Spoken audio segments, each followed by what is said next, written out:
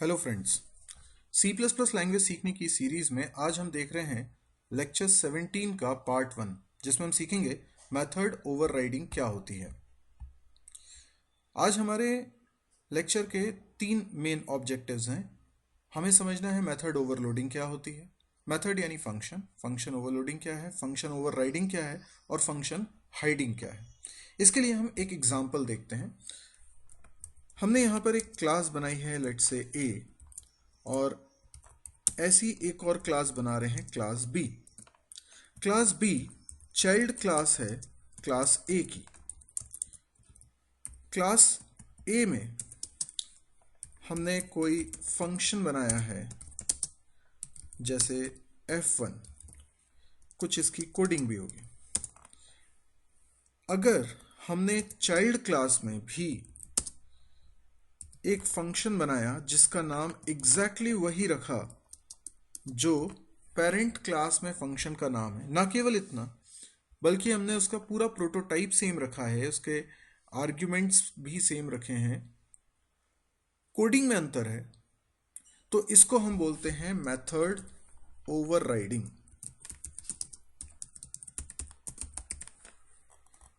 यदि हमने parent class में एक फंक्शन बनाया है f2,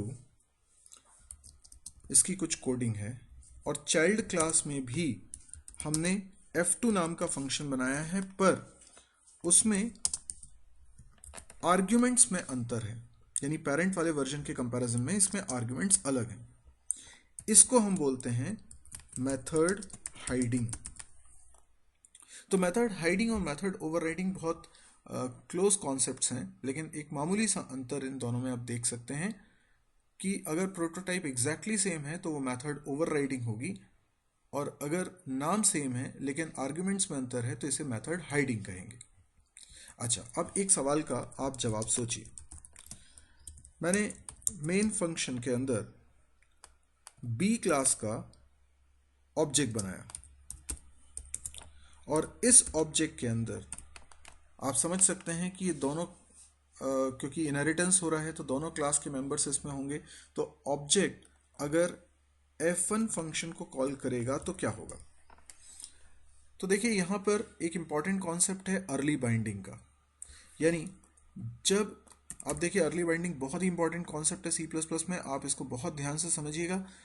जैसे ही ऑब्जेक्ट डॉट f1 लिखा, ये कंपाइलर की ड्यूटी है कि वो ये तय करे कि कौन सा वाला f1 चलेगा, और जो वर्जन चलना चाहिए उसको इस कॉल के साथ कर दिया जाएगा बाइंड। ये काम कंपाइलर का है, इसी को हम अर्ली बाइंडिंग बोलते हैं।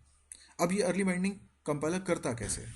कंपाइलर फंक्शन को जिस ऑब्जेक्ट के द्वारा कॉल कर रहे हैं उस ऑब्जेक्ट के टाइप को देखता है, यानी इस ओबीजे का टाइप क्या है? बी। इसलिए बी क्लास में जाकर देखेगा कि f1 नाम का कोई फंक्शन एग्जिस्ट करता है क्या। f1 नाम का फंक्शन एग्जिस्ट करता है तो उसको वो बाइंड करेगा इस कॉल से।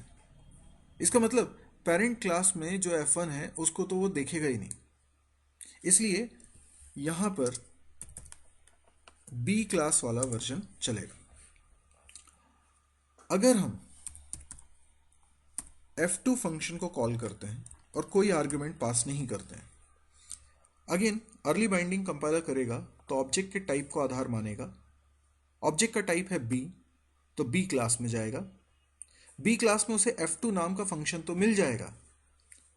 अगर f2 नाम का फंक्शन मिल जाएगा, देखिए एक रूल है कि यदि चाइल्ड क्लास में जो फंक्शन ढूंढा जा रहा है वो नहीं मिलता है तो वो पेरेंट क्लास में जाके भी उसको सर्च करता है। लेकिन यहाँ पे ज़रा सिनेरियो डिफरेंट है। यहाँ f2 नाम का फंक्शन तो उसे मिल गया है, आर्ग्यूमेंट्स भले ही मैच नहीं कर रहे हैं क्योंकि यहाँ कोई आर्ग्यूमेंट पास नहीं कर रहे हैं, और चाइल्ड क्लास में जो f2 बनाया उसमें एक आर्ग्यूमेंट चाहिए। लेकिन क्योंकि नाम मैच कर गया है, कंपाइलर पेरेंट क्लास में नहीं जाता है। ये बड़ा इंपॉर्टेंट रूल है। अगर f2 नाम का कोई फंक्शन होता ही नहीं तो वो पेरेंट क्लास में जाता और ये f2 फंक्शन को बाइंड करता, पेरेंट वाला वर्जन बाइंड हो जाता। पर यहां पर f2 नाम का फंक्शन एग्जिस्ट करता है, भले ही आर्ग्यूमेंट्स मैच नहीं करते, इसीलिए कंपाइलर पेरेंट क्लास में नहीं जाएगा और फिर ये देखेगा कि f2 के आर्ग्यूमेंट्स क्योंकि मैच नहीं कर रहे हैं तो वो इसको एरर बोल देगा। अगर हमने कॉल किया F2 फंक्शन को और उसमें हम पास करते हैं कुछ वैल्यू, तो क्या होगा, चाइल्ड क्लास में जाएगा, क्योंकि ऑब्जेक्ट बी क्लास का है तो बी क्लास में जाएगा और बी क्लास में जो वर्जन है वो इससे एग्जैक्टली मैच कर जाएगा, तो ये वाला चल जाएगा।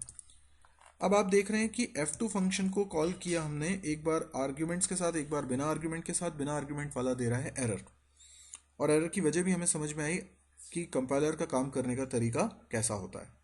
अगर ये दोनों वर्जन चल जाते तो हम इसको फंक्शन ओवरलोडिंग बोल सकते थे, क्योंकि फंक्शन ओवरलोडिंग का क्या कहना है, नाम सेम होना चाहिए, आर्ग्यूमेंट्स में अंतर होना चाहिए।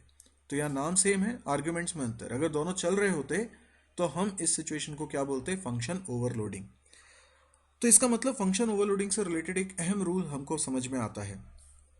अगर फंक्शन ओवरलोडिंग में एक से ज़्यादा फंक्शन जिनके नाम सेम है पर आर्ग्यूमेंट्स में अंतर है, एक वर्जन पेरेंट में बैठा है, एक वर्जन चाइल्ड में बैठा है, तो ये फंक्शन ओवरलोडिंग नहीं है।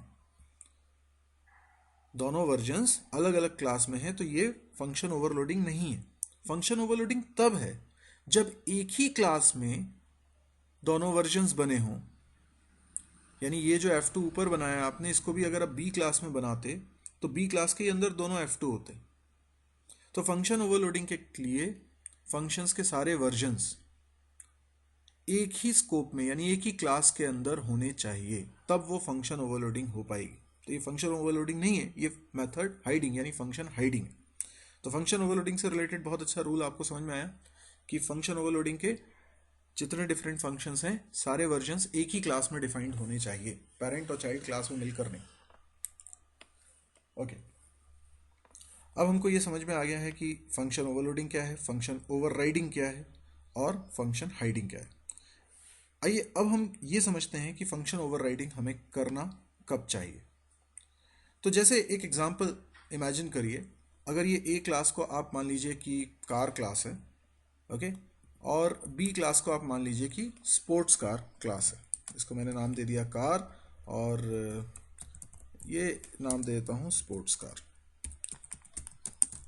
ओके, तो ये हमें करना पड़ेगा कार। ये एक ऐसा एग्जाम्पल है जो आपको बहुत आसानी से समझ में आ जाएगा। अब मान लीजिए कि कार क्लास आपने बनाई है तो उसके अंदर एक फंक्शन बनाया होगा शिफ्ट गियर। शिफ्ट गियर क्या फंक्शन है, जो गियर को चेंज कर देता है, गियर की वैल्यू चेंज कर देता है। क्या आप नहीं चाहेंगे कि कार का ऑब्जेक्ट शिफ्ट गियर फंक्शन को कॉल कर सके? बिल्कुल कॉल कर सके, तभी तो गियर चेंज होगा, इसलिए आपने इसे पब्लिक फंक्शन बनाया। जब कार की आपने चाइल्ड क्लास बनाई तो स्पोर्ट्स कार क्लास बन गई, और स्पोर्ट्स कार क्लास को भी ये फंक्शनैलिटी चाहिए। यदि हम चाइल्ड क्लास में शिफ्ट गियर नाम का फंक्शन नहीं बनाते हैं तो जो पेरेंट क्लास में बना है वही स्पोर्ट्स कार के ऑब्जेक्ट के द्वारा कॉल होगा। यानी अगर ये स्पोर्ट्स कार का ऑब्जेक्ट है तो ये ऑब्जेक्ट डॉट शिफ्ट गियर अगर कॉल करेगा तो कौन सा वाला शिफ्ट गियर कॉल होगा, जो क्लास ए में है। क्यों? क्योंकि ऑब्जेक्ट को देखकर कंपाइलर पहले चाइल्ड क्लास में जाएगा और वहां उसे शिफ्ट गियर नाम का कोई फंक्शन नहीं मिलेगा, तो वो पेरेंट क्लास में जाएगा और पेरेंट क्लास वाले को बाइंड कर देगा। तो पेरेंट क्लास वाला शिफ्ट गियर चल गया, राइट। ओके, लेकिन अगर हम ये सोचते हैं कि स्पोर्ट्स कार के अंदर गियर चेंज करने का जो मैकेनिज्म है वो कार क्लास के गियर चेंज करने के मैकेनिज्म से डिफरेंट, यानी हम कुछ मॉडिफाइड तरीके से गियर चेंज करना चाहते हैं, तो क्या होगा? अगर स्पोर्ट्स कार का ऑब्जेक्ट बनता है और वो शिफ्ट गियर को कॉल करता है और पेरेंट वाला शिफ्ट गियर फंक्शन चल जाएगा तो वो पुराने स्टाइल से गियर चेंज करेगा। हम चाहते हैं एक नए मॉडिफाइड तरीके से गियर चेंज हुआ करें, तो ये कोडिंग हम नहीं चलने देना चाहते। तो हमने सोचा क्यों ना हम चाइल्ड क्लास में एक और फंक्शन बना दें गियर चेंज, राइट। हमने एक फंक्शन बना दिया गियर चेंज। ये जो फंक्शन होगा हम ये मान के चल रहे हैं कि ये नए तरीके से गियर को चेंज किया करेगा।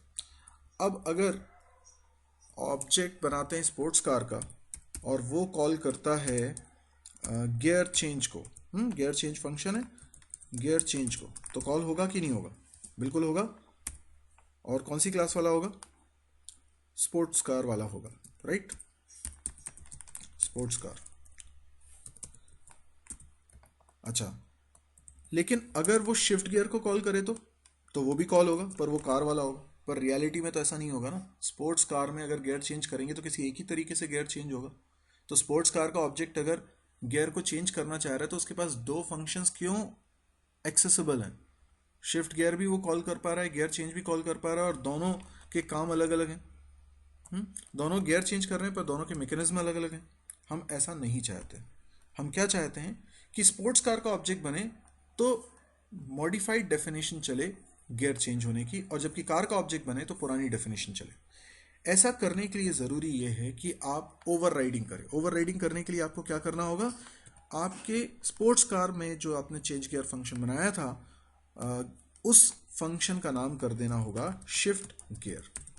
क्या होगा इससे? आपने पेरेंट और चाइल्ड में सेम काम करने वाले फंक्शंस का नाम भी सेम रखा है, सिर्फ उनकी इंप्लीमेंटेशन यानी कोडिंग पार्ट में अंतर है।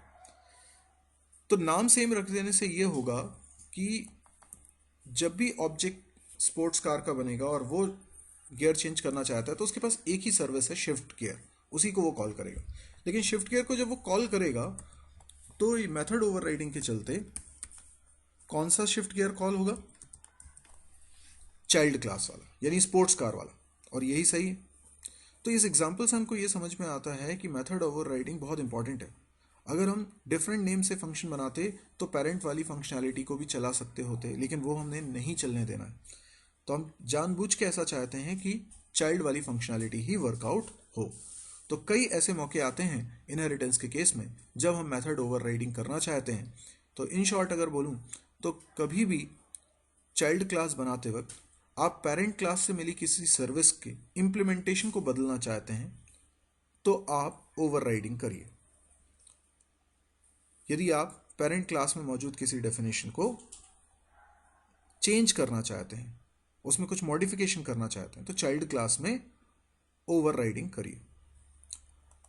मेथड हाइडिंग डिफरेंट कॉन्सेप्ट है। मेथड हाइडिंग में आप एक ही वर्जन को कॉल कर सकते हैं जो कि चाइल्ड में, और उसमें आर्ग्यूमेंट एक आपको पास करना पड़ रहा है, जैसा कि इस एग्जांपल में दिखाया है। अगर आप बिना आर्ग्यूमेंट के पास करेंगे, पेरेंट वाले वर्जन कॉल करने की कोशिश करेंगे तो एरर आ जाएगी। जबकि ओवरराइडिंग के केस में कोई एरर नहीं आती है और हमेशा चाइल्ड वाला वर्जन ही कॉल होता है। तो ये आपने देखा कि मेथड ओवरराइडिंग क्या है, ओवरलोडिंग क्या है और हाइडिंग क्या है। अच्छा, मेथड ओवरराइडिंग इतना इंपॉर्टेंट कॉन्सेप्ट है कि C++ में आगे हम एक कॉन्सेप्ट पढ़ेंगे, वर्चुअल फंक्शन, जो मेथड ओवरराइडिंग से कहीं ना कहीं रिलेटेड है। तो अगर आपको वर्चुअल फंक्शन का कॉन्सेप्ट बहुत अच्छे तरीके से समझना है तो आपको मेथड ओवरराइडिंग पे अच्छी कमांड की ज़रूरत है। तो इस कॉन्सेप्ट को आप अच्छे से तैयार कर लीजिए ताकि अगले लेक्चर में जब हम वर्चुअल फंक्शंस के बारे में बात करेंगे तो ये मेथड ओवरराइडिंग आपके दिमाग में रहे। तो फिलहाल ये हमारा प्रोग्राम बनके तैयार हो गया है। आप इस प्रोग्राम को रन करके भी देख सकते हैं।